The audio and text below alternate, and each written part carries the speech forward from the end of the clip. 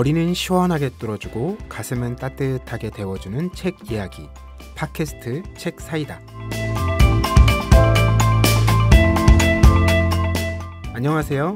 책 사이다는 한 달에 한 번 책으로 함께 고민할 주제를 갖고 매월 15일 청취자 여러분을 찾아갑니다. 저는 진행을 맡은 박알라딘입니다. 오늘도 김느낌님과 황주부님 나와주셨습니다. 안녕하세요. 네, 반갑습니다. 네, 안녕하세요. 네, 저희가 지난 11월에 올해 책을 이미 하고 나니까 한 해가 끝난 게 아닌가라는 생각이 들어가지고 오늘 굉장히 어색했습니다. 올 한 해 어떻게 잘 마무리들을 하고 계세요?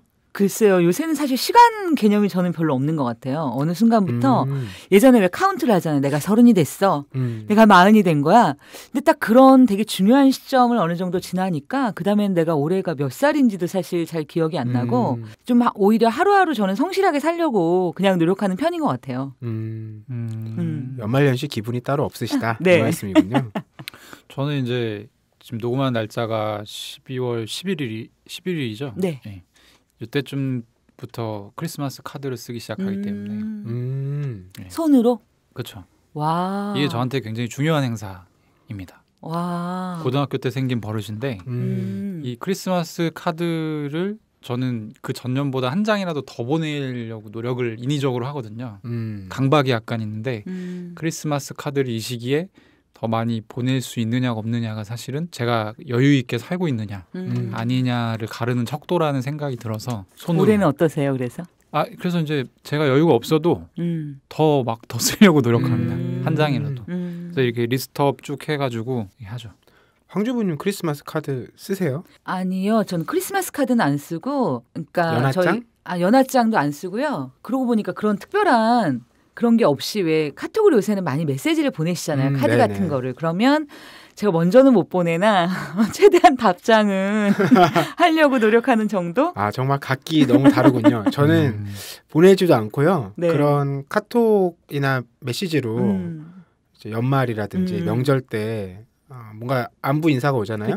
가급적 답을 하지 않습니다. 아, 정말요? 왜요? 저도 답을 하진 않아요. 네. 왜요? 그냥 서로 안 하게 만드는 문화를 만들고 다시는 이런 거 보내지 마? 이렇게?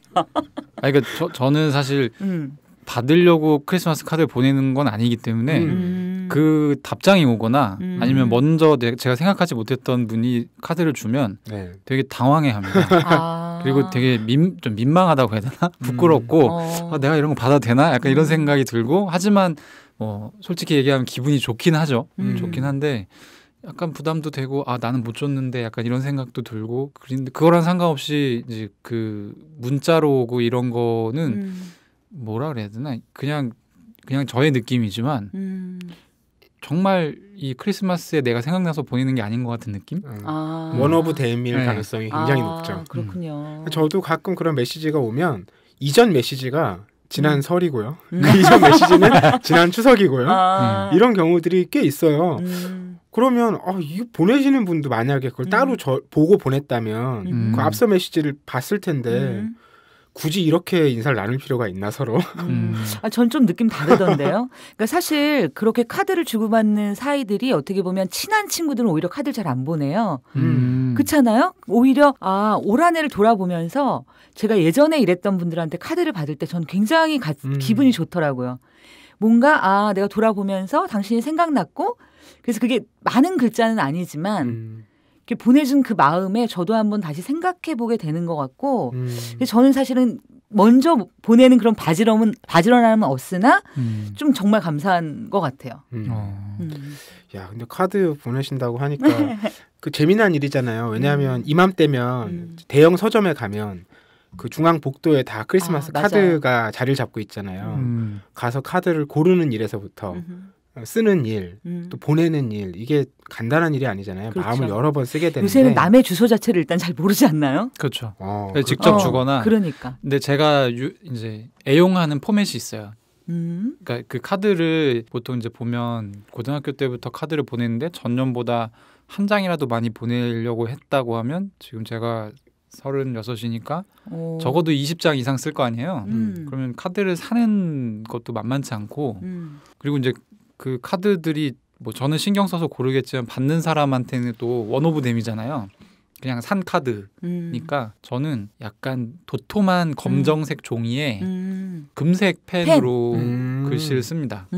그리고 카드에 2017, 뭐 2016 이렇게 연도 표기를 해놔요. 카운트를 하고. 네. 그리고 이제 그 사진을 넣는 용도로 쓰는 비닐이 있어요.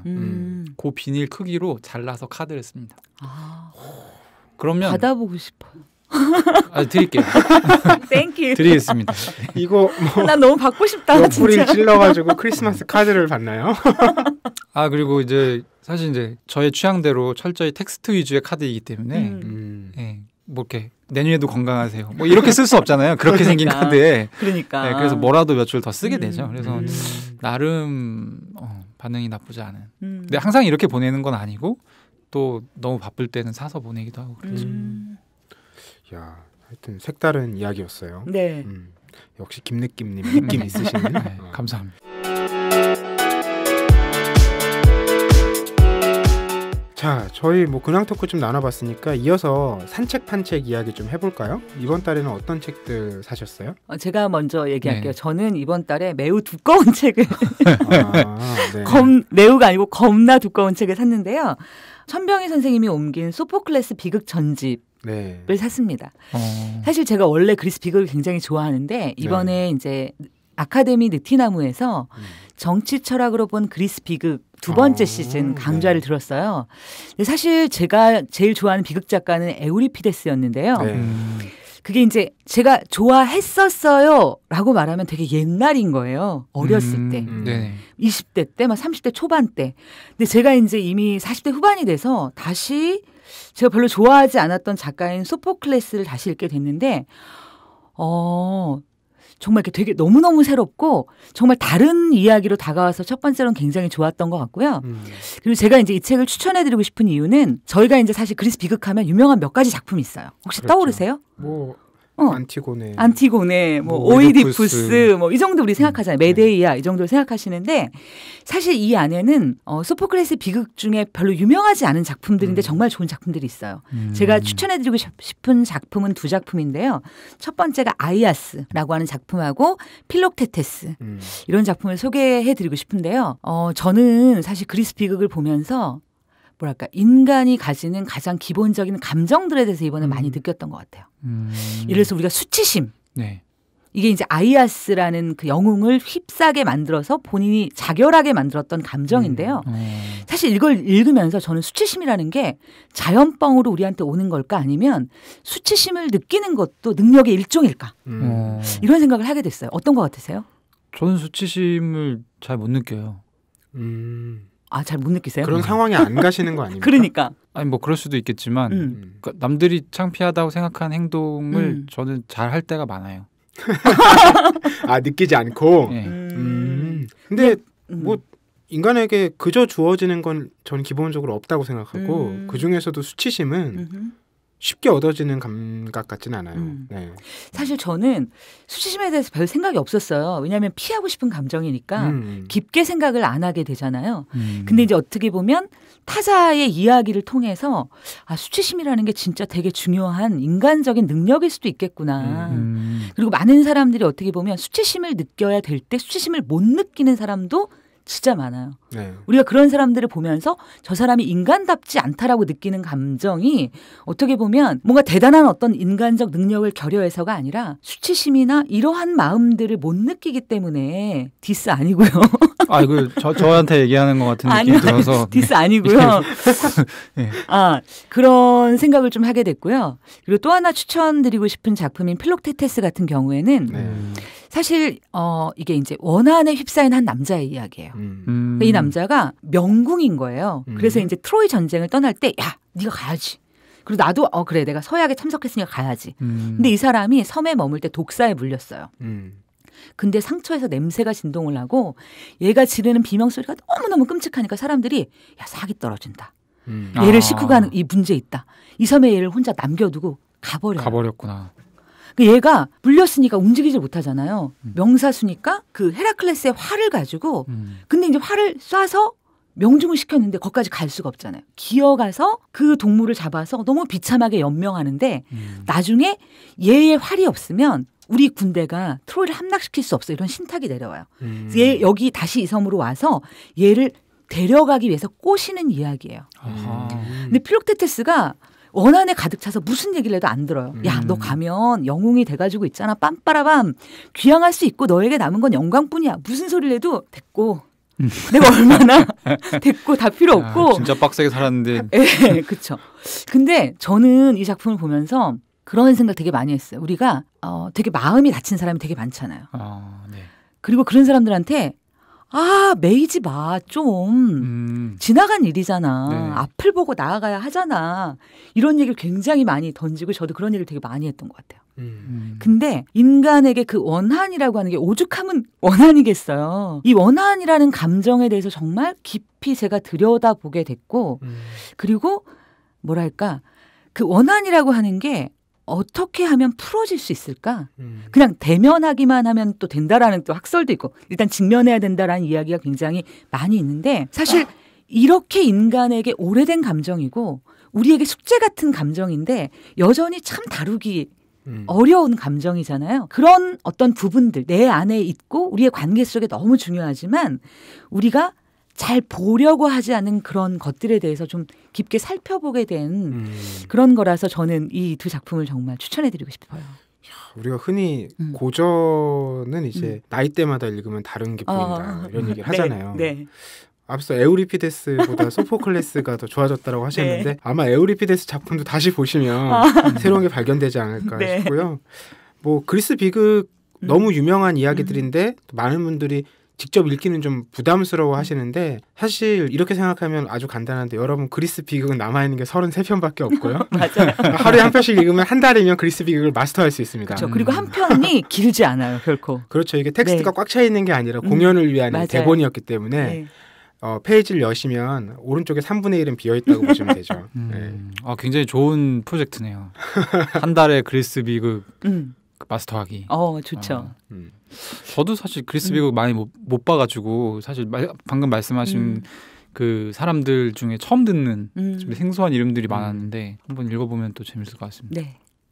이상하게 그리스 하면 다 비극이에요. 희극도 있는데 있잖아요. 있죠. 있는데 네. 상대적으로 훨씬 덜 읽히죠. 그렇죠. 이야기도 잘 안 되고. 네.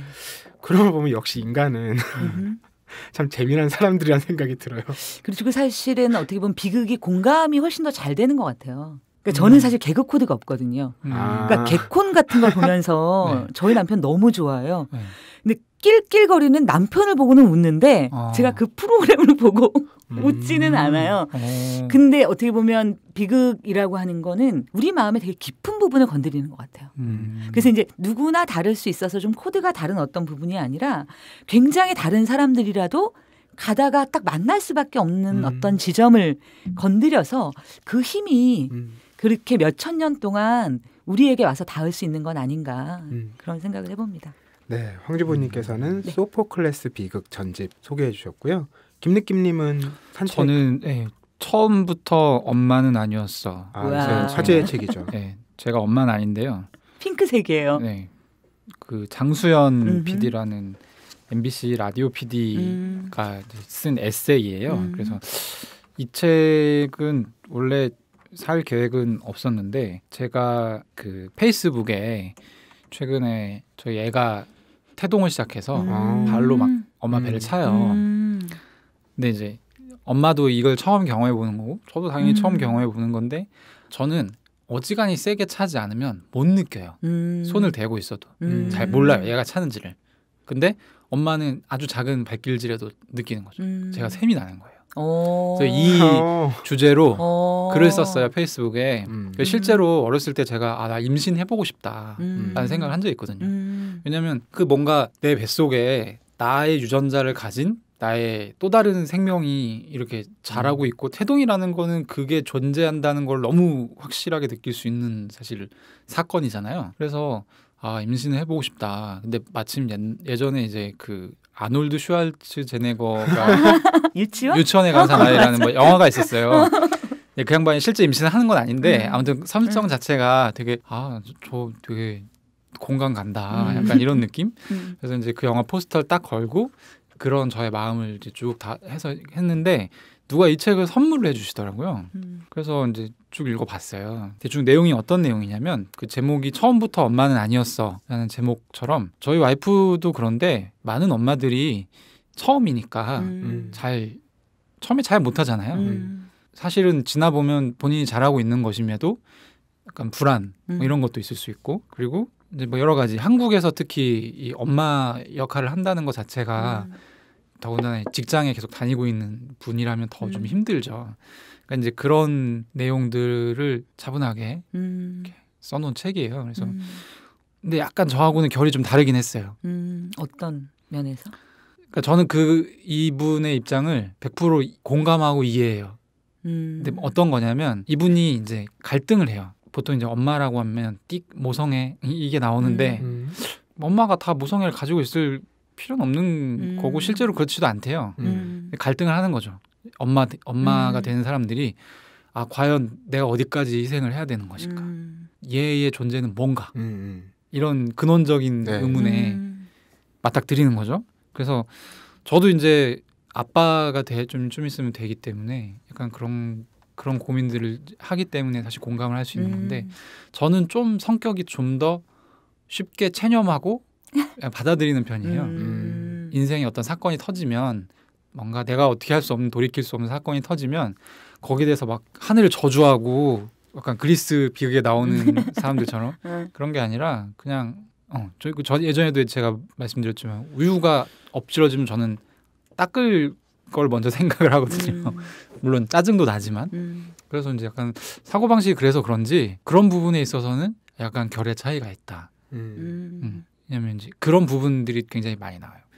내가 이제 엄마가 되었을 때 뭔가 이걸 어떻게 잘 수행을 해야 되는데 나는 직장 여성이고 약간 이런 부분. 그러니까 전통적인 가부장주의에 젖은 사람들이 보기에는 약간 좀 나랑 다른데라는 생각을 할 법한 내용들이 나오고 저는 그래서 이 책을 와이프랑 같이 보기 시작했는데 사실은 그러니까 시엄마 저희 엄마가 좀 봤으면 좋겠다는 생각이 들어요. 왜냐하면 요즘에 제가 보기에 대부분의 여성들이 약간 이런 마인드 그렇죠. 있는 것 같아서 서로 이해하는 데 굉장히 도움이 될 것 같고요. 그래서 같이 보면 좋을 것 같다는 생각을 했습니다.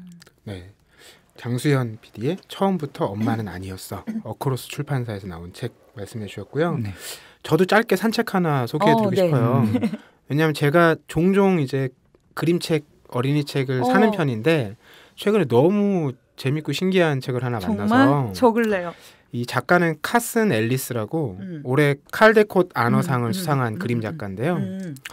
이 사람이 쓴 책의 한국어 번역판 제목이 홀라 홀라 추추추예요. 오, 일단 제목 너무 좋다. 근데 뭔 말인지는 모르겠는데 느낌이 너무 좋잖아요. 느낌 너무 좋아요. 근데 뭔 말인지 알 수가 없는 게 이 홀라 홀라 추추추가 곤충 언어를 번역한 거예요. 이 책이 어떤 설정의 책이냐면 이 작가가 그림 작가기도 한데 정원사기도 해요. 현실에서 그 원서를 쓴 그림 작가가. 그래서 이 작가가 늘 이제 그 자연이 변화하는 것들을 가까이서 봤겠죠. 그러다 보니까 그 곤충들이 이 말을 이렇게 서로 나누지 않을까 이런 상상을 하게 됐나 봐요. 그런 얘기가 책에 나오진 않지만 제가 미루어 짐작해 보면 그래서 그 식물이 하나 이제 싹을 틔워서 꽃을 피우고 열매를 떨어뜨려서 다시 새싹이 나기까지 한 1년 동안의 과정이죠. 그 식물 옆에서 살아가는 곤충들의 얘기예요. 그래서 곤충들이 나누는 대화를 그 사람이 만들어낸 곤충 언어로 표현을 한 거예요. 어떤 영문자로 표현돼 있겠죠. 의성어나 의태어 같은 느낌의 말들이. 여기까지도 재미난데 이걸 번역을 했잖아요. 한국어로. 그럼 이게 사실 번역이 아니고 그냥 곤충 언어를 한국어로 만들어낸 것 같은 느낌일 거란 말이죠. 그래서 저는 원서가 궁금해지는 그림책, 책을 되게 오랜만에 만났어요. 네. 이 원서는 도대체 어떻게 돼 있고 이걸 이 번역자가 어떻게 번역했는지가 너무 궁금한 거예요. 예를 들어서 홀라홀라 추추추 같은 경우는요.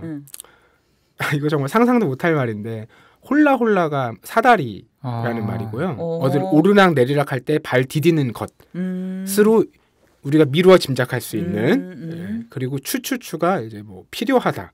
뭐 구해오다 이런 거예요. 전 약간 추신수 느낌 중 하나네요. 그래서 뭔가 이게 사다리를 구해줘 아니 뭐 사다리가 필요해 이런 말일 텐데 그러니까 이것도 다 짐작인 거예요. 그 어떤 설명도 없어요. 그리고 이 그림책을 만든 출판사에서 그래서 그 곤충어 사전을 조그맣게 만들어 따로 줘요. 그래서 그걸 보지 않고 그림만 먼저 볼 때랑 그걸 옆에 펴놓고 찾아가면서 볼 때랑은 전혀 느낌이 다르고요. 그러니까 우리가 어쨌든 상상할 수밖에 없는 거예요. 그 말을. 근데 어떤 경우는 되게 비슷한 것도 있어요.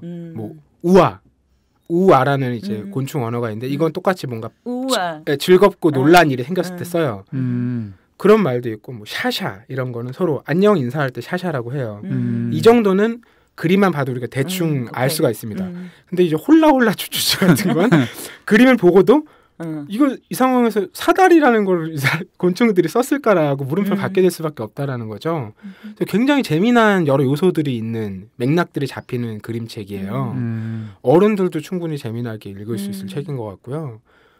그래서 어른과 아이가 좀 각자 보고 서로 이렇게 자기가 생각한 것들을 얘기를 해보면 되게 좋겠다. 그런 생각이 든 그림책이에요.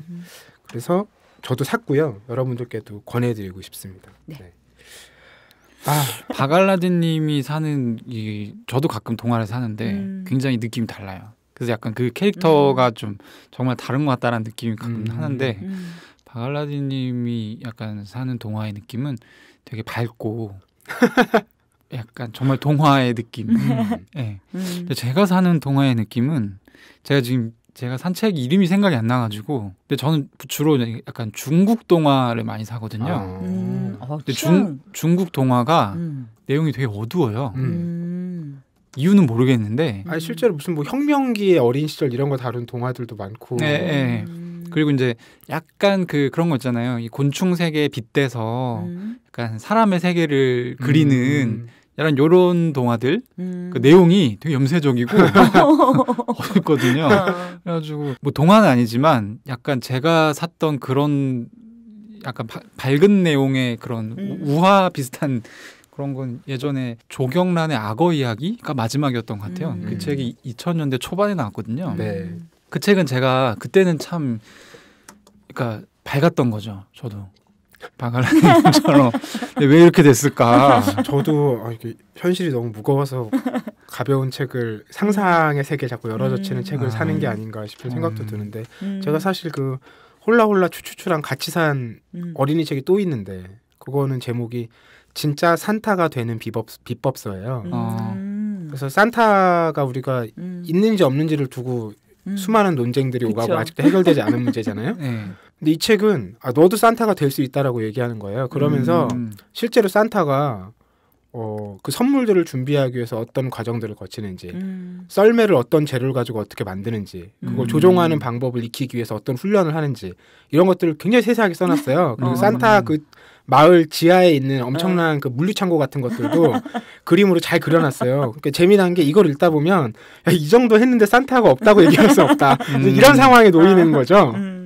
좀 그런 맥락에서 그 책도 굉장히 재미난 책인데 같이 크리스마스 때 아이들하고 같이 보면 진짜 재밌을 것 같아요. 그 책은. 네, 하지만 저는 혼자 즐겁게 봅니다.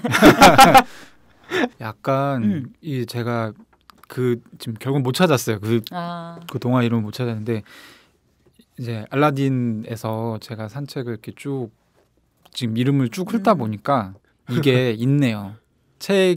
어떤 책을 샀느냐가 사람을 규정하는 게 좀 있네요. 그래서 맨날 추천도 해주시잖아요. 그렇죠. 당신이라면 이런 책이 어떠세요? 이렇게. 네. 그런 게 있네, 진짜 신기하네요. 네. 언젠가는 좀 그 사람이 샀던 책 목록을 쭉 한번 이렇게 보여주면서 그 사람을 좀 짐작해보는. 요즘에 그래서 오프라인 동네 책방 같은 데서는 책 큐레이션 해주는 곳도 많잖아요. 근데 진짜 되겠네요. 예, 저희 산책 판책 오늘 유쾌하고 즐거운 책들 이야기 나눠봤고요. 그러면 저희 주제톡으로 넘어가 보겠습니다.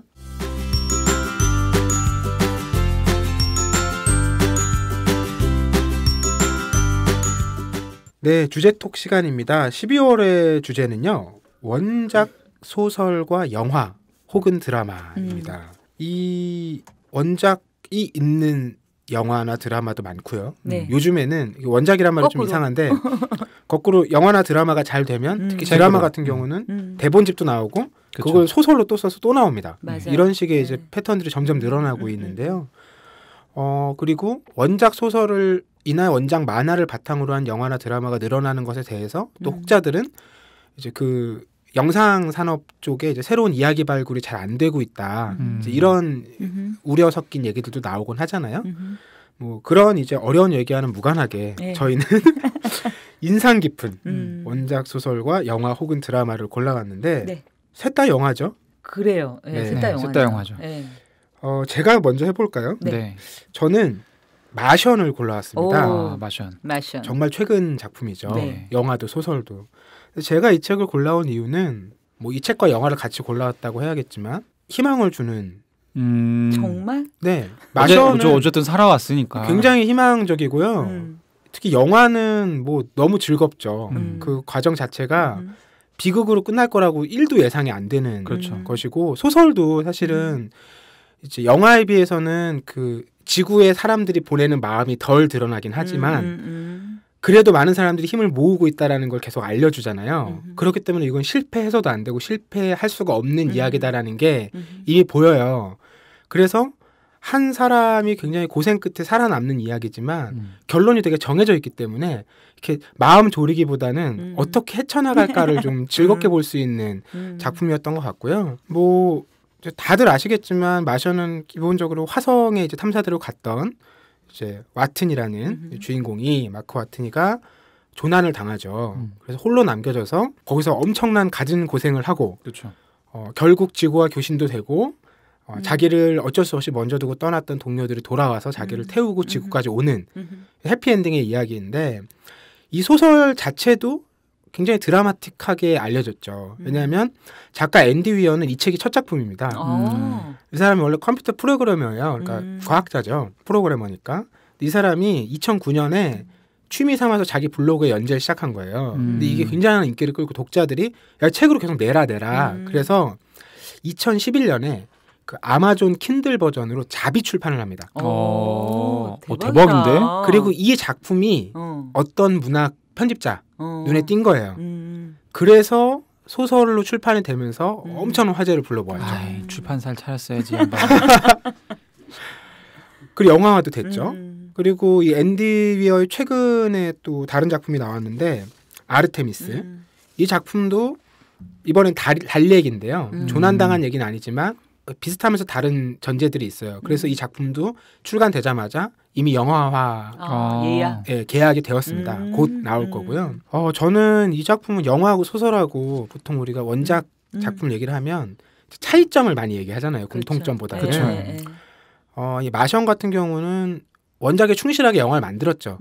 다만 영화에서 구현이 안 되는 부분들. 예를 들면 소설은 하루하루 굉장히 치밀하게 얘기를 하는데 영화에서 그걸 다 보여줄 수는 없으니까 영화에서는 한 30일, 40일 훌쩍 건너뛰는 경우들이 있어요. 근데 그보다 결정적인 거는 이 시선의 문제예요.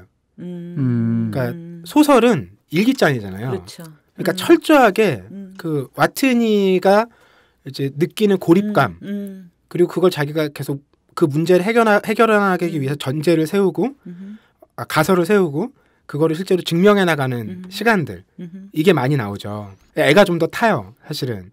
근데 영화는 그 화성 얘기보다 오히려 지구 얘기가 많아요. 그렇죠. 그러니까 앞선 소설에서는 주로 생존 이게 키워드라면 영화에서는 구조가 좀 키워드가 되는 거죠. 여기서 구조하러 떠나는 사람들의 이제 마음과 도움을 얘기를 하는 거니까. 그리고 저는 소설보다 영화를 먼저 봤거든요. 소설을 진작에 사뒀는데 읽진 않았었고 영화를 보고 나니까 대뜸 그게 궁금해진 거예요. 특히 뒤쪽에 이제 그 다시 돌아오는 그 동료들을 만나기 위해서 굉장히 먼 거리 이동을 해야 되는데 그 시간이 사실 상당하거든요. 그렇죠. 앞서 지낸 시간보다 더 긴데 영화에서는 노래 2곡 정도 지나갈 시간에 그거를 그냥 퉁칩니다. 그래서 그게 너무 궁금한 거예요. 이게 정말 엄청난 고역이었을 텐데 왜냐하면 앞서는 그래도 내가 기지에 있으니까 좀 더 이렇게 도움을 받을 게 많이 있는데 이 가면서는 정말 혼자서 다 해야 되는 거잖아요. 근데 그게 영화에서 안 나오니까 그게 좀 궁금했어요. 그 소설을 펼쳐봤는데 물론 소설에서도 500 며칠을 매일을 다 다루진 않죠. 중간에 이제 건너뛰는 부분들이 몇 곡지 있긴 한데 그래서 소설을 읽게 됐어요. 저는. 그런 궁금함 때문에. 네. 아, 이 사람이 정말 더 고생했을 것 같은데 고생이 영화에 좀 덜 드러나는 것 같다. 그게 좀 궁금하다. 그랬는데 뭐 영화랑 소설 전 너무 다 만족스러웠던 작품이고 앞서도 말씀드렸듯이 이 책과 영화는 상대적으로 원작을 뭐 충실하게 구현 못했다거나 아니면 아쉽다거나 이런 얘기가 거의 없었던 작품이에요. 그렇죠. 일단 러닝 타임이 정말 길어요. 영화가 예, 그러니까 2시간 20분 정도? 굉장히 길어서 저는 이게 정말 궁금한 게 극장에서 이렇게 긴 영화를 할 때 인터미션이 있나요? 아니요, 없어요. 없죠. 그래서 제가 극장에 가서 볼 수 없는. 저는 극장에서 봤는데 진짜? 별로 길다는 느낌 못 받았거든요. 저도요. 아 정말? 이게 약간 무슨 차이라고 할 수 있지? 일단 물리적으로 저는 사실 그 시간이 영화라 그러면 딱 100분 정도가 저에게 한계예요. 100분을 넘으면 일단 몸이 불편하고 마음이 불편하고 그래서 그다음부터 영화가 잘 좀 안 들어오는 편이었는데 그래서 집에서 저는 사실은 1.2배속으로 죄송합니다. 이 영화를. 근데 생각보단 되게 재밌었어요. 그리고 생각해보게 된 게 사실 희망이라고 말씀하셨잖아요. 근데 저는 오히려 그걸 보면서 어떤 생각을 했냐면 저 같은 경우에 어렸을 때 악몽을 꾸면 꿈에서 안 죽는다는 걸 알잖아요. 내가. 고난이 계속 오고 막 절벽의 끝에 있는데. 근데 왜 그랬는지 모르겠는데 이 상태를 견디는 게 너무 짜증이 나고 싫은 거예요. 그래서 그냥 그만할래 나는 이런 마음이 되게 많았던 것 같아요. 그리고 일상에서도 어떻게 보면 그런 부분이 지배적이라고 할 수는 없는데 가끔 그런 성향들이 튀어나온다고 할까? 근데 저는 이걸 보면서 어떻게 마트니가 이럴 수 있을까? 이건 이 사람의 기질일까? 아니면 이 사람이 그 우주 비행사라는 것은 훈련의 과정이 있잖아요. 그게 그냥 육체만 훈련하는 게 아니라 멘탈에 대한 훈련도 되게 중요하잖아요. 그럼 사람이 이런 마음을 가지게 되고 그 상황에서 그건 지식의 문제는 아닌 것 같거든요, 정말. 그렇죠. 네. 네.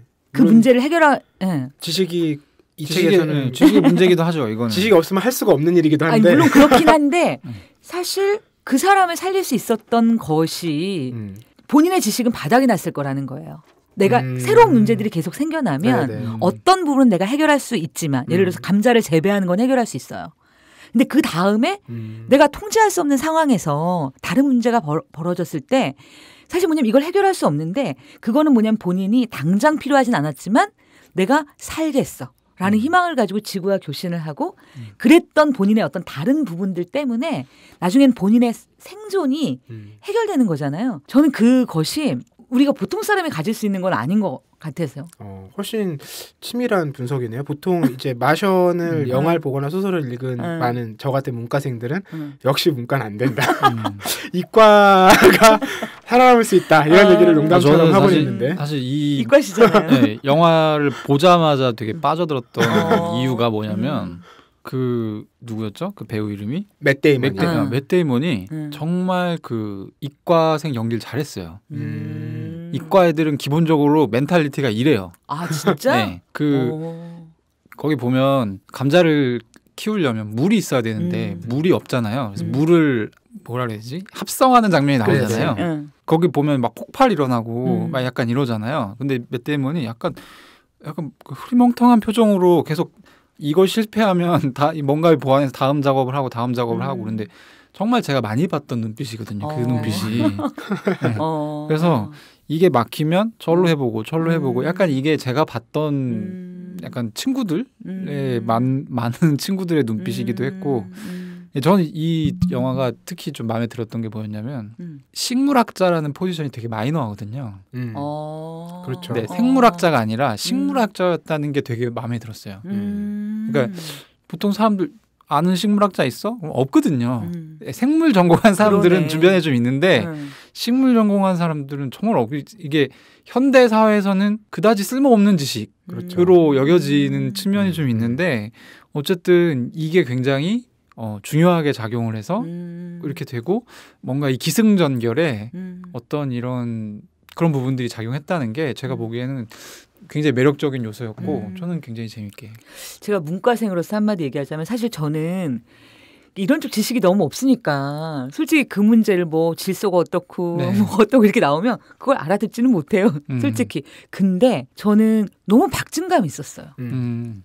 너무 독특하더라고요. 어떻게 이렇게 내가 못 알아듣는 얘기를 하는데 이렇게 박진감 있고 호흡이 굉장히 빠르고 맞아요. 그래서 이거는 우리가 보통 필력이라고 얘기하는 게 우리는 그냥 문체라고 생각을 하는데 그런 게 아닌 어떤 게 있는 것 같아요. 그러니까 저는 그게 그거라고 생각하는데 이 작가 컴퓨터 프로그래머잖아요. 그래서 이 사람이 그 마크 와트니가 문제 해결하는 과정들을 보면 우리 예전에 왜 그 연산표 있죠.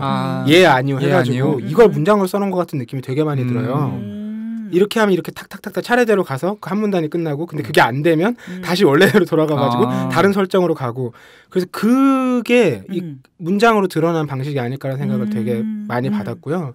사실 영화와 소설의 읽을 때 맛의 큰 차이도 거기에 있죠. 맞아요. 저는 그래서 사실 소설이 정말 영화에는 그 박진감이 없어요. 네. 소설에는 그 읽는 박진감이 있어요. 정말. 네.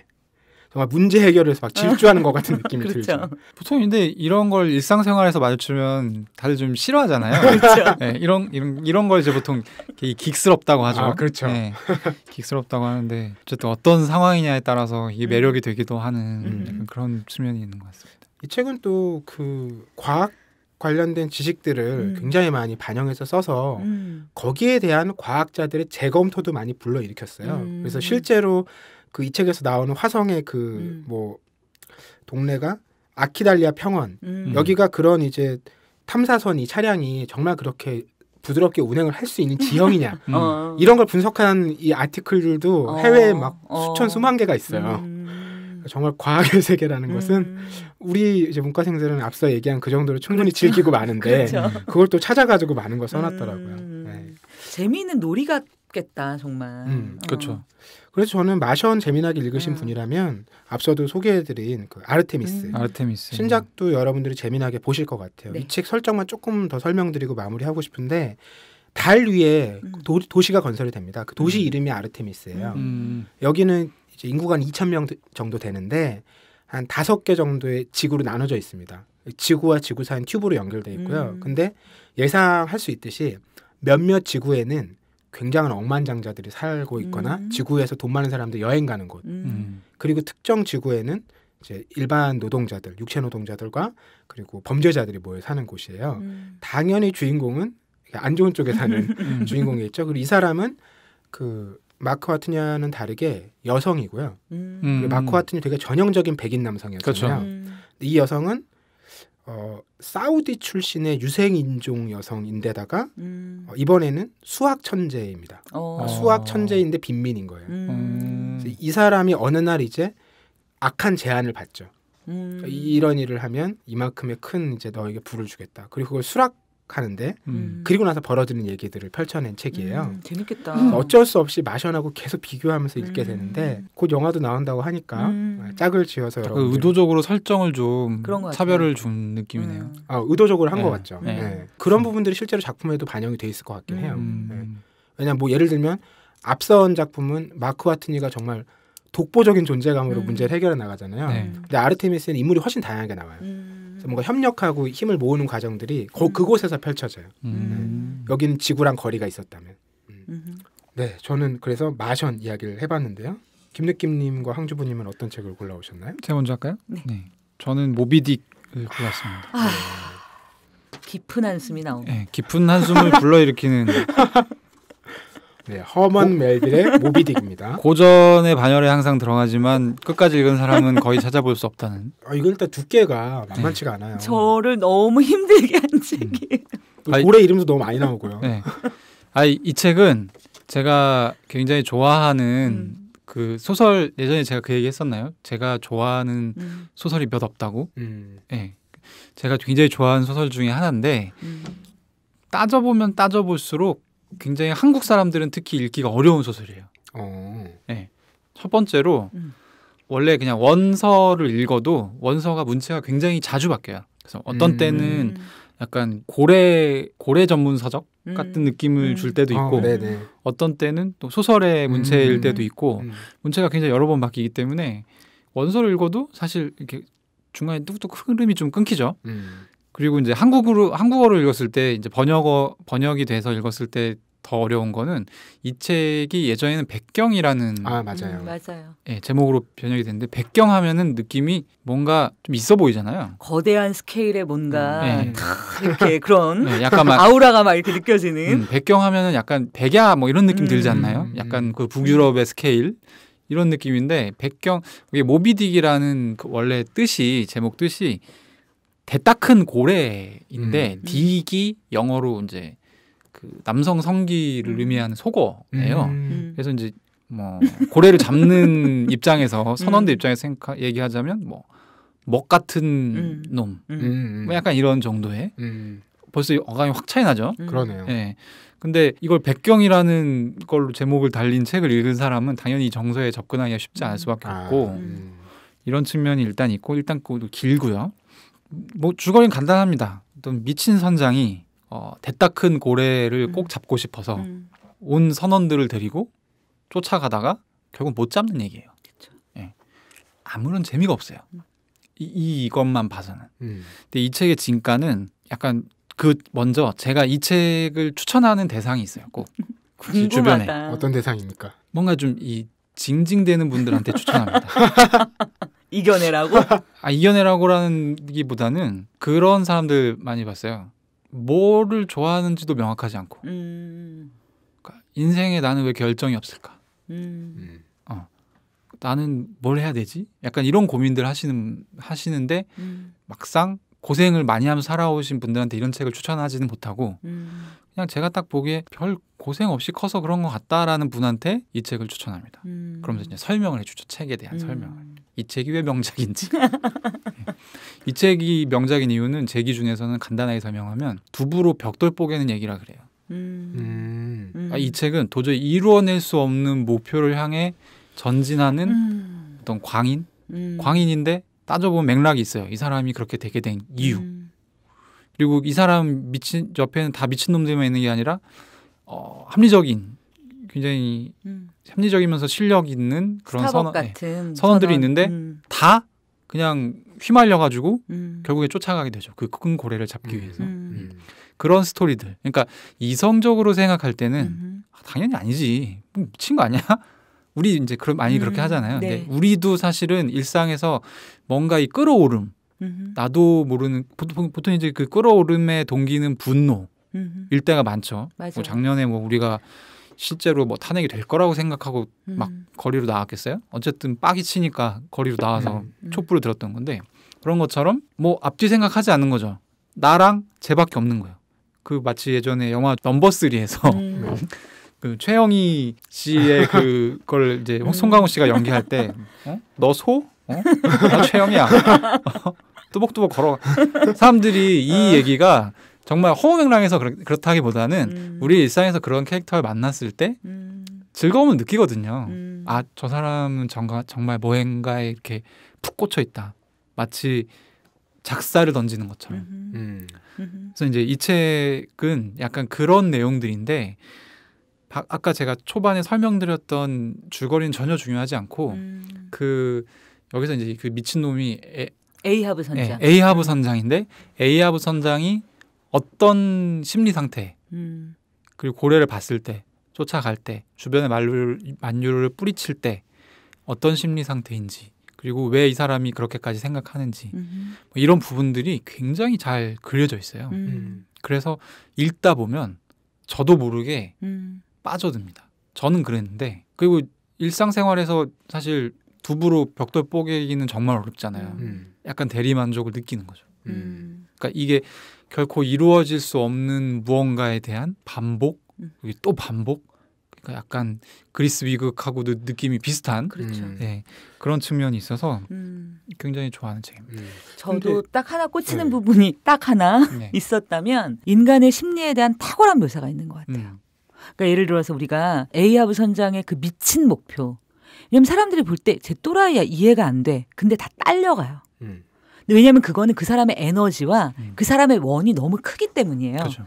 그만큼의 에너지를 가지고 있지 않은 사람은 저게 옳지 않아도 우리가 옳거나 그르거나가 실제 상황에서 어떤 판단이 되고 선택이 되는 게 아닌 것 같아요. 맞아요. 그래서 그 불구덩이 속으로 어떻게 보면 그 많은 숫자로 따지면 말이 안 되잖아요. 그 사람은 1이고 나머지 선원들은 다수고 얘네들 볼 때 A합은 다 미쳤어. 그렇게 다 생각함에도 불구하고 다 거기로 끌려 들어갈 수밖에 없는 그것들. 그리고 일상에서 우리 에너지도 그런 것 같아요. 아까 파괴적 에너지 말씀하셨잖아요. 그런 에너지들의 힘. 그게 어떻게 보면 정말 정말 다루기 힘들지만 정말 파워풀한 그런 에너지를 주는 거 같고 특히나 저는 장면이 기억이 나는데 스타벅이라는 그 합리적인 선언이 있어요. 이 선언이 죽이려고 그래요. 그 선장을. 왜냐면 얘가 죽어야 우리가 다 사는 거예요. 그렇죠. 인간적으로. 이건 아니야. 이건 아니야. 근데 못 죽여요. 그렇죠. 그러니까 이게 그 파괴적인 에너지뿐만 아니라 한 끗 차이예요. 사랑과. 그렇게도 맞아요. 사랑과 실제로 여기에 약간 그 브로맨스라고 하죠. 네. 그런 요소들이 굉장히 많이 있어요. 막 남자 둘이 같은 침대에서 자고 뭐 그 자는 게 뭐 이렇게 꼭 그런 그냥 자는 거지만 아무튼 그 자는 걸 그냥 잔다고 드라이하게 표현하지 않고 굉장히 친밀한 뭔가 교감이 있는 것처럼 표현을 하고 이 스타벅이라는 선언과 에이하브 선장 사이에도 이게 있는 거죠. 이 스타벅이라는 사람은 에이하브 선장은 이성적인 부분이 약간 이렇게 헷가닥 돌아버리는 그렇죠. 사람으로 그려지는데 마치 스타벅은 이 에이하브의 잃어버린 이성을 다 가지고 있는 몰빵당한 것 같은 그런 캐릭터로 그려지거든요. 그래서 아니 모비딕 얘기만 들어도 네. 이렇게 재밌긴 한데 네. 오늘 우리의 주제는 원작이잖아요. 네. 어떤 영화? 영화. 그래서 딱 떠오르는 영화가 없어서. 저도. 왜냐하면 제가 말했잖아요. 영화는 서사 위주인데 이 모비딕에서는 서사할 게 없어. 서사할 게 별로 매력적인 서사가 없는 거예요. 그냥 미친 선장이 대따 큰 고래를 쫓아가는데 그게 그냥 딱 들었을 때 마치 뭐 파이 이야기나 이런 류의 작품들과는 달리 서사적인 매력이 그렇게 크지 않은 거예요. 그렇기 때문에 이 모비딕을 원작으로 한 영화는 다 망했어요. 다 망했고 최근에 나온 작품은 하트 오브 시라고 해서 2015년 이게 모비딕이라는 그 소설이 나오게 됐던 계기가 모카딕이라는 아마 되게 큰 고리가 있었을 거예요. 실제로 그 고래가 포경선을 들이받아서 에식스호, 에식스호를 들이받아서 침몰을 시켰던.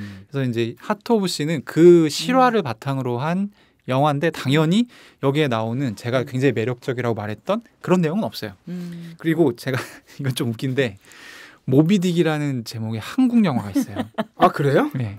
나 들어보지 못했어. 저 처음 듣는데. 왜냐면 망했거든요. 이게 그래도 이름은 기억하는데 한국 영화. 2011년도인가 나왔고 고래하고 아무 상관이 없는 얘기예요.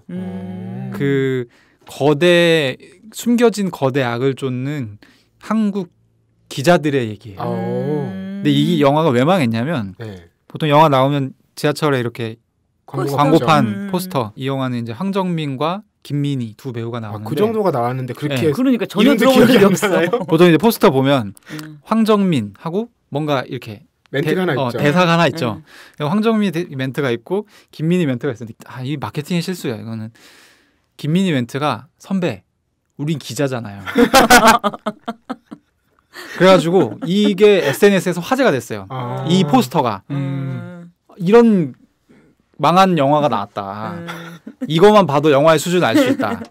약간 이런 류의 비방하는 그런 SNS 게시물이 있어서 그것 때문에 아마 이 영화 망한 게 아닌가 생각이 드는데 저도 이 영화를 찾아보진 않았고 그 게시물의 영향으로 당연히 되게 기피하고 있다가 어느 날 약간 간접 흡연하듯이 TV를 틀어놓고 다른 일을 하고 있었는데 그 영화가 나오는 상황. 영화를 처음부터 끝까지 봤는데 그렇게 약간 그 대사의 오글거림의 수준에 부합하는 망한 영화는 아니었고 그냥 쏘쏘한 영화였어요. 근데 정확하게 제가 아까 얘기했던 소설 모비딕의 그 매력적인 포인트가 이 영화에 나옵니다. 이 영화가 두부로 벽돌 뽀개는데 안 뽀개지는 얘기예요. 그래서 기자들이 막 죽기도 하고 그러면서 이제 숨겨진 거대악을 쫓는데 결국에 일망타진을 못해요. 그리고 영화가 애매하게 끝나요. 그래서 그 영화를 그렇게 막 망작은 아니기 때문에 보셔도 될 것 같아요. 이 모비딕이라는 작품의 주제의식을 좀 제가 보기엔 더 쉽고 빠른 영화는 2시간이니까 쉽고 빠르게 좀 접해볼 수 있는 약간 그런 영화였습니다. 네.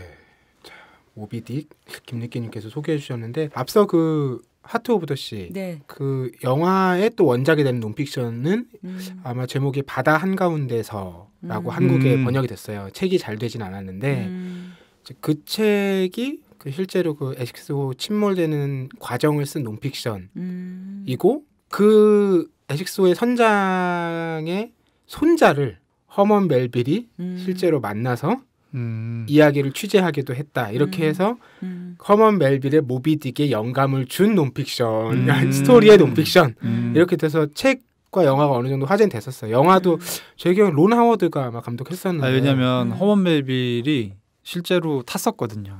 포경선을 탔었어요. 맞아요. 하트 오브 시에 허먼 멜빌 역이 있어요. 아 진짜? 아, 그래요? 그 하트 오브 시라는 영화에 그 토르 주인공 있잖아요. 크리스 햄스워드. 네네. 그 양반이 나오고 저도 이제 그 영화 이렇게 영화 정보를 보고 알았는데 허먼 멜빌 역 해서 누가 있어요. 이렇게. 그래서 약간 그런 내용. 자, 역시 모비딕은 원작부터 읽어야 되는 작품인가 봅니다. 이거 제가 너무 두부로 이 벽돌 뽀개는 얘기를 하고 자주 얘기를 해서 그게 이제 너무 뇌리에 남을까봐 좀 우려가 되는데 사실은 이게 아까 잠깐 얘기했지만 저는 사랑의 본질과도 되게 닿아 있다고 보거든요. 사랑이 이성적으로는 뭔가 이해할 수 없는 것이잖아요. 내가 왜 이렇게까지 빠져드는가, 왜 이런 멍청한 짓을 하고 있는가라는 것에 대해서 약간 그런 포인트로 본다고 하면 좀 더 많은 약간 저한테는 깨달음을 줬던 작품입니다. 네, 자 오늘 원작 소설과 영화 혹은 드라마로 이야기 나누고 있는데요. 마지막 황주부님 책 소개 들어볼까요? 아마 이 책은 많은 분들이 읽으셨을 것 같아요. 오베라는 남자를 골라왔습니다. 제가 보니까 랭킹에서 1위더라고요. 이게 깜짝 놀랐어요. 예, 마션보다 많이 나갔다. 근데 저는 사실 영화를 먼저 봤어요. 영화를 보면서는 뭐라 그럴까, 요즘 좀 흔한 이야기 이 정도로만 봤던 것 같아요. 약간 츤데레라고 하죠 요즘. 겉으로는 왜 불뚝거리고 약간 무뚝뚝하고 뭔가 약간 괴팍스러운데 실제로는 속으로 좀 따뜻하고 잘해주는 사람, 뭐 이런 것처럼 영화 소개가 나오고 그런 매력적인 주인공들을 좋아해요 사람들이. 사실은 제 예전의 기억에 따르면 옛날에 잭 니콜슨이 이보다 더 좋을 수 없다, 그 캐릭터 정말 좋아했거든요. 그래서 매력적이고 좋은 영화야, 재밌어 라고 정도만 읽었는데 원작을 보면서는 저는 영화가 이 원작의 50%도 살리지 못했다라고 저는 개인적으로 평가했어요. 실제로 그래서 영화는 잘 안 됐죠. 아, 그랬나요? 소설에 비해서 정말 잘 안 됐죠. 저는 일단 책을 읽으면서 어땠냐면 눈물을 너무 많이 흘렸어요. 근데 그래요? 네. 눈물을 흘리는데 중요한 건 내가 왜 우는지 모르겠는 거예요. 약간 웃긴 소설로 알려져 있지 않나요? 그러니까 예를 들어서 우리가 흔히 울 때 딱 이렇게 포인트가 있잖아요. 이게 뭔가 누가 죽고 왜 이렇게 사람들이 드라마 볼 때 우는 포인트가 있잖아요. 근데 전혀 그런 포인트가 아닌데 눈물이 굉장히 많이 나는 거예요. 그래서 정말 이렇게 너무 많이 울면서 카페에서 봤기 때문에 제가 사람들이 저 여자 무슨 일 있나 약간 그런 게 약간 인생책이죠. 예, 너무 좋았어요. 그리고 두 번째는 왜 그럼 내가 눈물을 흘린 지점이 어떤 거였을까 생각해 보니까 이 책이 전지적 작가 시점이에요. 근데 저는 사실 그런 거 잘 이렇게 생각 안 하면서 읽거든요. 뭐 3인칭 뭐 이런 거 있잖아.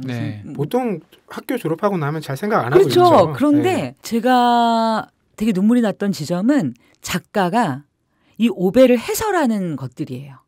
왜냐하면 그 어떤 사람 우리가 알 때 오베는 말이 없는 남자예요. 말이 없다라는 건 또 한마디로 또 어떻게 표현할 수 있냐면 본인이 가진 원칙은 굉장히 분명하지만 자기 행동의 이유를 스스로 다 생각하고 정리하고 표현할 줄 아는 사람이 아니에요.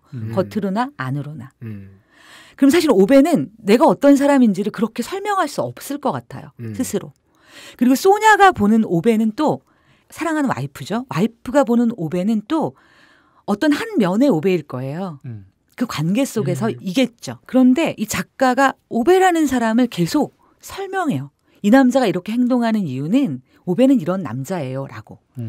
근데 그렇게 설명하지 않으면 이 사람은 정말 아마 많은 분들이 보셨겠지만 주변에 이런 이웃이 있다면 일단 이사 가고 싶어질 것 같은 그런 그리고 특히나 그분이 만약에 아파트 아래층에 산다면 정말 내가 거의 이 멘탈이 나가버릴 것 같은 굉장히 까칠하고 하나라도 자기 마음에 안 드는 걸 참지 못하는 그런 분이거든요.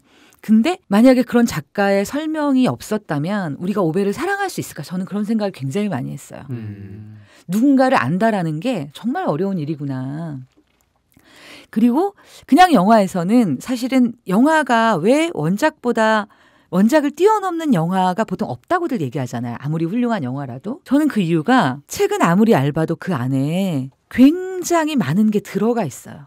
이 사람을 이해할 수 있는 장치가. 근데 사실 영화나 이런 것들은 어떻게 보면 행동과 대사로만 표현이 되잖아요. 그렇죠. 나레이션이라고 하더라도 굉장히 제한적이고 한계가 많을 수밖에 없고. 그랬을 때 어떻게 보면 드라마들이 그래서 훨씬 더 원작을 잘 살려내기에 저는 좋은 장치 같아요. 영화에 비해서. 기니까 네, 일단. 충분히 그것들을 펼칠 수 있는. 그래서 저는 오베가 제가 막 두서없이 얘기를 하는데 오베를 보면서 제가 오베라는 사람을 실제로 만났다면 제가 정말 가까이 하고 싶지 않은 이유신데요. 네. 오베를 보면서 내가 정말 이해해야만 하는 나와 같은 세대를 살아가는 어른이라는 생각을 정말 많이 했어요. 그런데 그 어른의 이야기를 예를 들어서 오베는 한 장면이 있어요. 기억에 남는. 그것도 오베가 행동이 아니라 작가의 해설이에요. 예를 들어 오베의 대사인가? 사람들이요. 주택 앞에 서서 뻐긴다는 거야. 이게 내 집이야. 근데 걔는 그 집에 나사 하나 돌린 적이 없어. 이게 말이 돼? 이게 내 집이야라고 말하려면 내가 그거를 갈고 닦고 뭔가 만들고 나에게 맞게 설계하고 이런 과정이 있어야 내 집인데 사람들은 아무것도 자기가 하나도 하지 않고 거기다 돈을 지불한 것만을 가지고 자기 집이라고 얘기해. 이게 말이 돼? 라고 묻는 근데 그런 생각들을 우리는 잘 모르잖아요. 그리고 그렇게 생각하는 사람들이 지금은 너무 구식처럼 느껴져서 그 사람의 그런 역사나 진술들을 들으려고조차도 하지 않는데 그리고 그런 경험 자체도 사실은 뭐냐면 되게 부담스럽고 되게 깊이 되는 경험이잖아요. 근데 이런 소설을 통해서 어떻게 보면 우리의 어른들, 나와 다른 시대를 살았던 어른들의 서사를 그들이 왜 그렇게 행동하고 왜 그렇게 생각하는지를 되게 가슴 아프게 이해했던 저한테는 그래서 정말 많이 울었어요.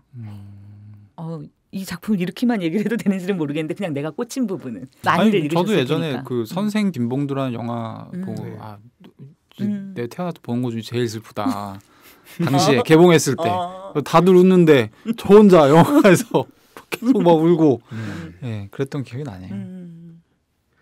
오베라는 남자와 많은 사람들이 이제 비슷하게 얘기하는 작품이 또 창문 너머 도망친 백세노인.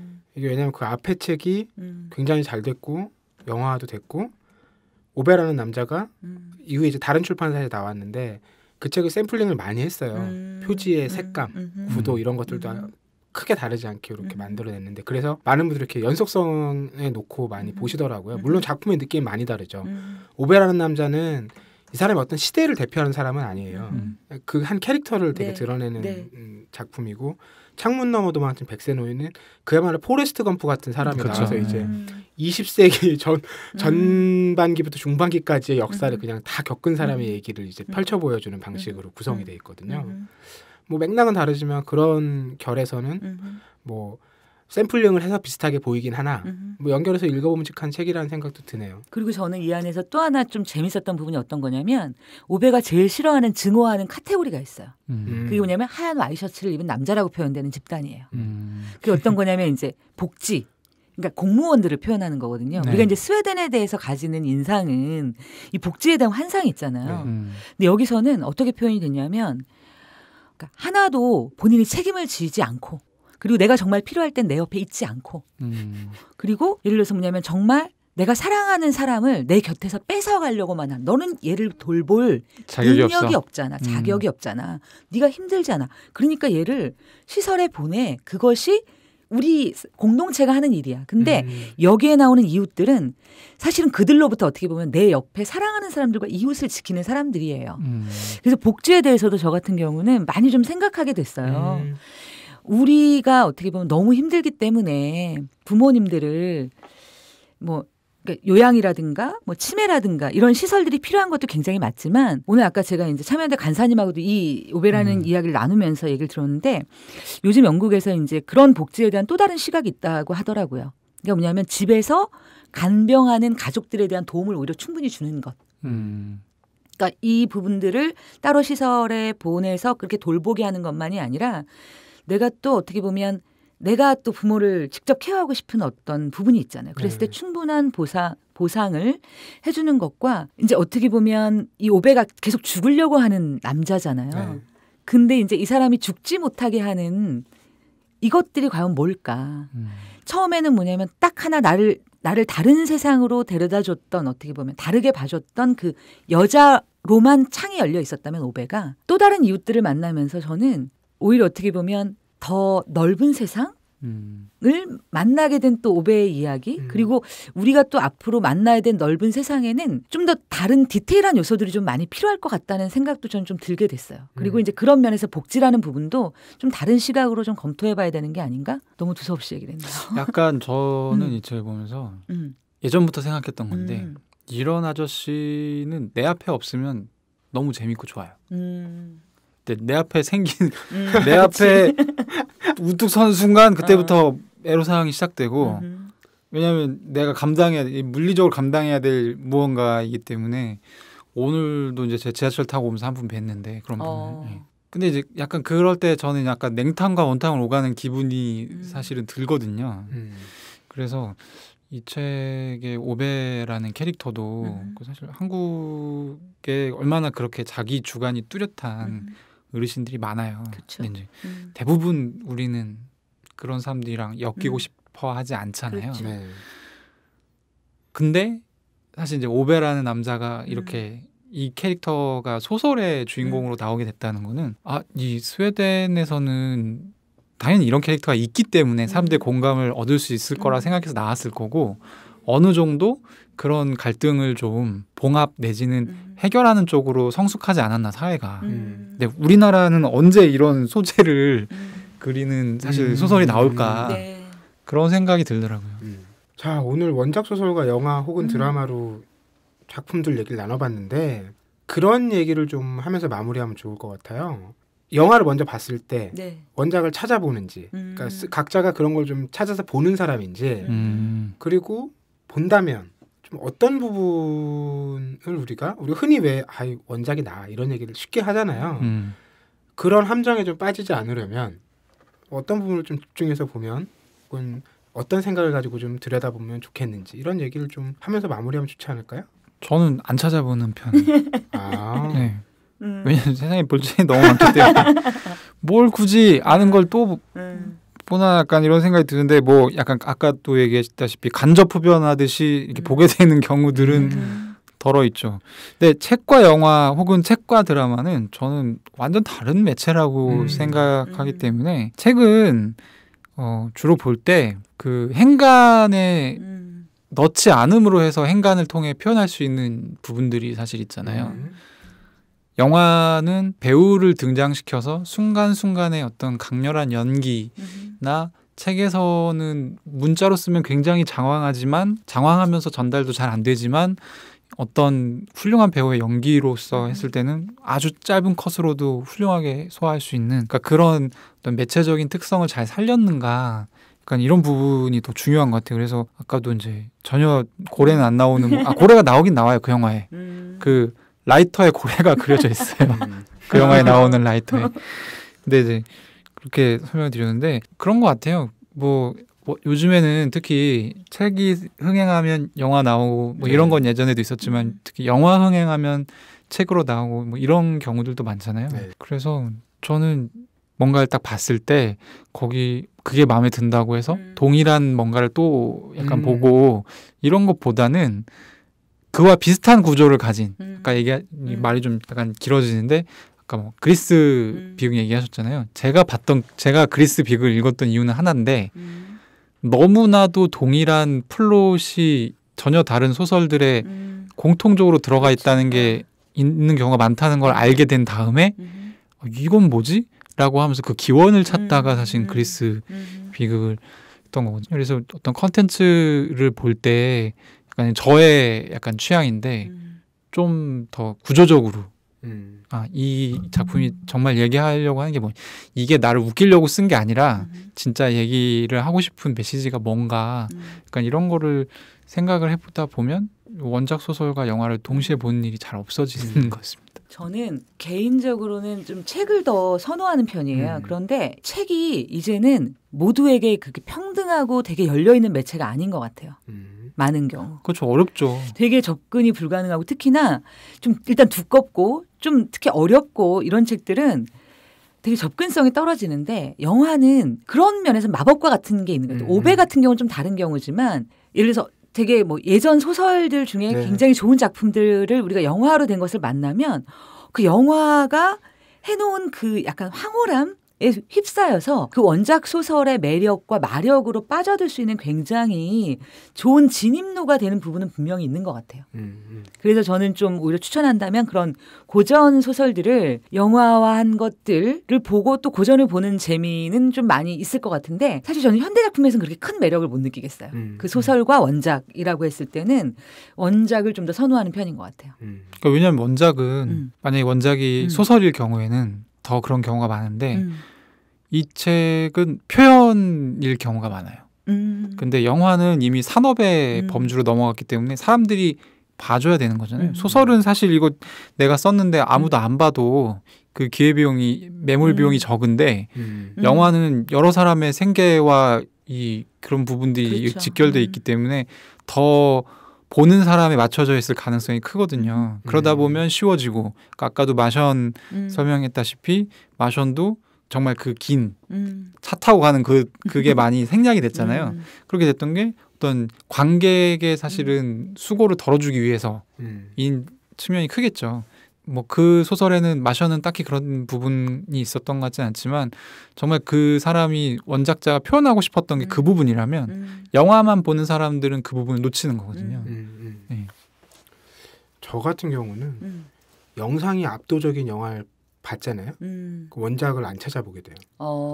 그냥 그 이미지에서 제가 벗어나기 힘들어요. 대표적으로 그렇구나. 반지의 제왕 같은 경우는 반지의 제왕을 영화를 먼저 본 사람이 소설을 그럴 수 있겠다. 재미나게 볼 수 있을까라는 생각이 좀 많이 들어요. 왜냐하면 이게 너무 영상이 압도적이었기 때문에 그 소설을 읽을 때조차 오히려 그 영화가 먼저 머릿속에 계속 떠올라 있고 그걸 소설이 얼마나 이렇게 뒷받침해 주느냐처럼 읽게 될 것 같다라는 거죠. 그래서 그런 측면 하나가 있고요. 그리고 하나는 앞서 이제 뭐 고전 작품들 이제 영화로 만들어진 네네. 부분들 말씀하셨는데 전 그런 경우는 영화가 재미없으면 고전을 읽게 되더라고요. 네. 그러니까 뭐 많은 작품들 있잖아요. 오만과 편견부터 해서 많은 작품들이 영화가 됐는데 영화가 재밌으면 고전을 딱히 찾아보게 안 되는데 아 그래요? 영화가 재미가 없으면 아이 고전은 재미가 있지 않을까? 나랑 기질이 다른 거야. 이걸 왜 이렇게 못 만들었을까라는 생각들을 하면서 이제 원작을 찾아보게 되긴 하더라고요. 저는 반지의 제왕 얘기하셔서 생각나는데 저는 그 영화 나오기 전에 소설을 먼저 봤거든요. 되게 재미없었어요. 영화가 훨씬 재밌어요. 근데 그때 한참 매직 더 게더링이라는 카드 게임이 있어요. 약간 환타지 덕후들이 좋아하는 게임인데 이거 하는 친구들이랑 어울리느라 그 책을 어쩔 수 없이 봤어요. 근데 한국에 그때만 해도 환타지 소설들이 쭉 나와 있을 때라 별로 재미도 없고 그래서 이제 저는 사실 반지의 제왕을 보고 이것이 바로 내가 원하는 환타지 J.R. 톨킨 저리 가라 약간 이런 느낌 받았던 기억이 나네요.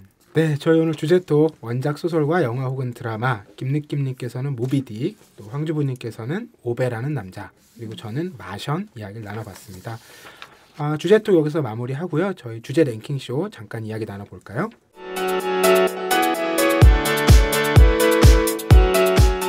네, 주제 랭킹쇼입니다. 오늘은 그 원작 소설 주제에 맞춰서 영화 원작 소설, 또 드라마 원작 소설, 실제로 서점에 이런 분류가 있어요. 물론 이 분류가 완전치는 않습니다. 왜냐하면 요즘에 너무 서로 오가면서 만들어지는 게 많다 보니까 이걸 일일이 챙겨놓진 못해요. 특히 이제 영화 원작 소설은 뭐 압도적으로 반지의 제왕과 해리포터가 당연히 1, 2등이겠죠. 해리포터 할 때 이거 반지의 제왕 2등일 텐데 그 작품들은 좀 빠져 있고요. 어쨌든 지금 분류 기준으로 봤을 때 제가 한 20위까지 뽑아왔는데 1위가 오베라는 남자고 2위가 마션이에요. 깜짝 놀랐습니다. 더 놀라운 건 3위는 올해 개봉한 너의 이름은이라는 애니메이션 신카이 마코토 감독의. 이걸 뭐하러 책으로 또 보지? 뭐 우리가 그분들의 마음을 이 너의 이름은 뭐 그 소설도 나오고 뭐 여러 가지 다양한 버전으로도 책이 나왔어요. 그리고 뭐 20위권 안에 눈에 띄는 책들 어떤 게 있으세요? 저는 어린 왕자 이 책도 애니메이션으로 최근에 네네. 개봉한 것과 관련이 있는 원작이거든요. 상위권에 있더라고요. 우리가 전에 다뤘던 책 중에 오만과 편견이 13위에 있고요. 그다음에 존재의 3가지 거짓말은 읽어보고 싶어요. 뭔지 모르는데 굉장히 궁금함. 네, 많은 분들이 인생 소설로 꼽는 진짜요? 작품이죠. 읽어봐야겠다. 이게 영화로 나왔나요? 영화 제목이 뭐죠? 저도 영화는 본 적이 없어요. 네, 소설만 봤고요. 저는 20위 안에 되게 최근 작품들도 있어가지고 너의 췌장을 먹고 싶어. 네, 그리고 걸 온 더 트레인, 허즈 번더 시크릿 이런 거 다 최근 이제 작품들이잖아요. 그러니까 확실히 예전에 비해서 다양하게 좀 변주가 되고 바로바로 작품이 만들어지고 하면서 네. 서로 좀 이렇게 시너지 효과를 내면서 집중도가 높아지는 부분들은 분명히 있는 것 같아요. 네. 저는 오늘 얘기를 하다가 네. 갑자기 또 새로운 게 하나 생각나서 소개를 좀 드리면 없네요. 근데 랭킹이 없는데 그 제케루악이라는 작가가 쓴 네. 온 더 로드라는 소설이 있어요. 네네. 네, 길 위에서라는 이름으로 번역이 됐는데 그 동명의 같은 내용을 다룬 영화가 2012년에 개봉을 했었어요. 근데 망했어요. 무려 그 누구죠? 그 트와일라이트의 여주인공 있잖아요. 그 뱀파이어 나오는 영화 갑자기 생각 안 나. 크리스틴 스튜어트. 약간 그 이름인데 그분이 주연을 했는데 이게 되게 노출이 많거든요, 영화가. 그럼에도 불구하고 흥행에 참패했는데 요거는 사실 온더로드라는 이 책을 아는 사람이 별로 없는데 사실 제가 보기엔 되게 좋은 책이어서 근데 영화도 꽤 잘 소화를 했어요. 제가 보기엔. 갑자기 생각나네요. 이 책 이름들을 쭉 보다 보니까. 많은 청춘들에게 로망을 전해줬던 작품이기도 하죠. 그 영화 소설에 비해서 드라마 소설로 가면 확실히 이제 한국 여기는 한국이다. 왜냐하면 1위부터 10위까지가 성균관 유생들의 나날, 해를 품은 달, 규장과 각신들의 나날, 뿌리 깊은 나무, 바람의 헌. 그러니까 정은걸 작가하고 이정명 작가의 작품으로 쫙 짜여져 있고요. 그 밑에 상위권에도 도깨비도 있고 최근에 이제 중국 작품들 나오면서 랑야방도 상위권에 자리를 잡고 있어요. 그리고 한국에서 가장 성공한 미드로 꼽히는 이제 왕자의 게임 같은 경우도 한 30위권 정도에 자리를 잡고 있더라고요. 여긴 제가 본 드라마가 많네요. 제가 성스 이러면 다 알아들으시나요? 성스는 다시 보기로 한 2번 본 것 같아요. 성균관 스캔들이죠. 네. 너무 설레서 심장이 터져버리는 줄 알았어요. 다시 봐도요? 다시 봐도요? 물론 다시 보기를 한 적이 한 3년이 넘은 것 같아서 다시 보면 또 어떨지 모르겠는데 저는 드라마가 이 설렘이라고 하는 왜 드라마들이 여자들이 드라마를 많이 보는데 저도 되게 좋아했고요. 근데 정말 이렇게 설렌다라는 게 어떤 건지를 매회 확실하게 아주 그냥 저한테 꽂아줬던 저에게. 저는 약간 그 취향이 정말 제 취향이 아니다라는 걸 최근에 다시 한번 느낀 게 그 와이프가 공유를 좋아하거든요. 네. 도깨비가 나올 때 제가 싫어해서 그 드라마를 못 봤어요. 그런 폭력적인. 아니 저는 별로 마음에 안 든다라고 했는데 안 보더라고요. 저는 얼마 전에 같이 봤어요. 같이 봤는데 똑같은 장면이 계속 나오는 거예요. 그러니까 제 기준에는 그냥 뭐 전체 분량이 100이다. 그러면 한 30 정도는 반복인 것 같아. 제가 보기에는. 약간 그런데 그게 공전의 히트를 쳤잖아요. 이게 내가 모르는 뭔가 코드가 있구나. 그래서 그런 느낌을 받았죠. 제가 보기에는 제가 되게 좋아했던 한국 드라마는 예전에 골든타임? 뭐 이런? 타임. 네. 그러니까 의학 드라마죠. 네네네네. 매번 에피소드가 다르고 네. 매번 뭔가 약간 좀 똑같이 비슷한 변주가 돼도 뭔가 좀 많이 다른 약간 그런 내용을 저는 좋아하는 것 같고 로맨스는 어쩌다 내가 이렇게 됐나 약간 이런 느낌이 들었던 최근에. 저는 보면서 보통 이렇게 원작과 우리가 드라마를 비교한다면 저는 성스 원작을 보진 않았어요. 근데 제가 원작과 드라마를 같이 본 것 중에 원작이 그러니까 드라마가 원작을 능가한 게 있었어요. 그게 뭐냐면 뿌리 깊은 나무라는 드라마. 그러니까 원작은 사실은 저는 바람의 호환이 훨씬 재밌었고 뿌리 깊은 나무도 뭐 나쁘지 않고 꽤 재밌다. 근데 이 드라마에서는 원작이 없는 내용들이 굉장히 많이 첨가가 됐어요. 그렇죠. 특히 이제 왜 우리가 거의 그 너럭바위 위에서 유기준과 세종이 배틀을 하잖아요. 그렇죠. 그런 장면에서 저는 한국 영화에 그런 장면이 과연 있을까? 롱테이크로 그 장면을 둘이 연락 토론하는데 그걸 막 5분, 10분을 막 그냥 막 생으로 틀어주는 거예요. 이렇게 보면 이렇게 빨리빨리 화면이 회전되어야 하고 뭐가 어때야 된다라는 모든 공식을 깨고 근데 그 몰입감 그리고 그 안에서 나눠주는 내용들 그리고 서로가 각자가 돌아가서 복귀하잖아요. 그의 토론을 복귀하며 그의 이야기를 복귀하며 본인을 반성하고 정말 내 생각이 맞는가 이런 장면들은 저는 어떤 제가 봤던 작품들보다도 어떻게 화면에서 저런 몰입도를 만들어낼 수 있을까 저렇게 긴 장면 동안 그래서 명장면이고 정말 이렇게 원작을 능가한 드라마가 있다면 주저없이 제가 꼽는 드라마는 바로 뿌리 깊은 나무입니다. 저는 하얀 거탑. 하얀 거탑. 하얀 거탑 일본파는 전혀 그런 느낌 없거든요. 근데 굉장히 현지화가 잘 됐고 그리고 대사들도 굉장히 찰진 대사가 많죠. 제가 되게 기억나는 대사가 야 빤스 벗고 도와줘. 빤스 벗고 도와줘라는 얘기를 해요. 그 이제 병원의 실권을 장악할 때 이제 뭐 누군가 이제 정치적으로 이렇게 얘기할 때 어떤 사람이 근데 그게 뭐냐면 아주 쉽게 얘기하면 열심히 도와주라는 얘기예요. 예. 근데 어떻게 저런 조어를 되게 100% 아재 감성 100%에 저런 조어를 했지? 약간 이런 느낌 받았던. 요즘에 그 워낙 이런 원작 소설 가지고 영화나 드라마 많이 하니까 특히 문학 출판사들에서는 그 신입사원 면접을 볼 때 아직 영화나 드라마가 안 된 작품들 중에 하면 좋을 만한 거 이런 걸 많이 물어본대요. 아, 그래요. 그런 거 떠오르는 거 있으면 얘기해보면 어떨까요? 저는 예전에 읽었던 작품 중에 신경숙 작가는 리진이라는 제목으로 냈고 김탁한 작가는 리심이라는 제목으로 냈던 것 같은데 그 이제 개항 시기에 이제 조선의 여성 얘기예요. 이 여성이 당시에 이제 한국에 와 있던 선교사와 결국 사랑을 하게 되고 그래서 유럽까지 갑니다. 그 이제 펼쳐지는 얘기들이 있는데 제가 그거 읽으면서 이거는 영화로는 좀 어렵겠지만 드라마로 나오면 너무 좋겠다. 그리고 이건 뭐 누가 뭐라 할 것도 없이 배역은 하지원 씨가 맡아야 된다는 저 혼자 강력하게 하고 이거 곧 되지 않을까라는 생각을 했는데 잊혀졌어요. 네, 아쉽더라고요. 아직도 꿈꾸고 있습니다. 저는 약간 뜬금없는데 우리 고전 소설 중에 금방울전이라는 금령전이라는 소설이 있어요. 근데 약간 판타지적인 요소도 있고 이걸 현대적으로 각색하면 어떤 작품이 나올까가 너무 궁금했던 적은 있어요. 그래서 이거를 누군가가 미니 시리즈 정도로 현대적으로 좀 풀어보면 굉장히 재밌는 이야기가 만들어질 수 있겠다? 뜬금없이. 네. 저는 최근에 읽었던 꿀벌과 천둥. 그거는 그러니까 뭐 워낙 최근작이니까 아직 안 만들어졌겠지만 이거는 드라마로 만들면 뭐 되게 재밌을 것 같다는 생각을 했죠.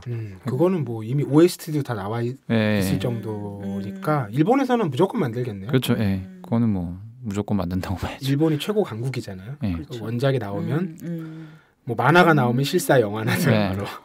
실사 영화 클래스가 좀 저는 약간 제 정서상은 약간 좀 안 맞는데 그건 근데 이게 즐기는 감각과 불편한 감각이 서로 화해할 수가 없죠. 네, 좀 힘들더라고요 저는. 약간 뭐 그런 영화 그런 거리들은 그런 컨텐츠들은 찾아보면 꽤 많은 것 같아요.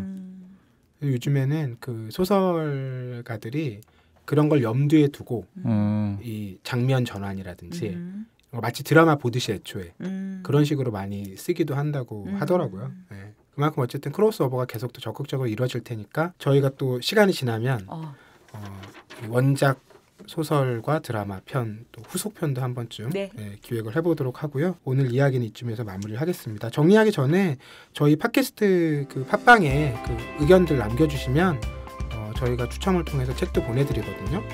그 지난달에 아쉽게도 댓글이 없었어요. 너무 슬펐어요. 제가 예상컨대 내가 또 쓰면 안 되겠지라고 생각하시는 분들이 계실 것 같아요. 또 쓰셔도 됩니다. 또 쓰셔도 저희가 배제하지 않을 테니까요. 아무도 안 쓰시면 제가 가명으로 써가지고 책을 받아가지고 여러분들께서 인상 깊었던 원작 소설 영화 관련된 얘기 남겨주셔도 좋겠네요.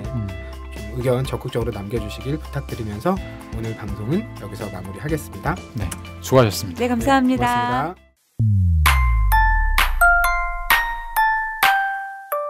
그거 알아? 옛날엔 대학 입학금이라는 게 있었대. 대학 입학금? 그게 뭔데? 등록금이랑 다른 거야? 다른 거래. 등록금 말고도 입학금이라는 이름으로 대학에 크게는 100만 원이나 더 냈었대.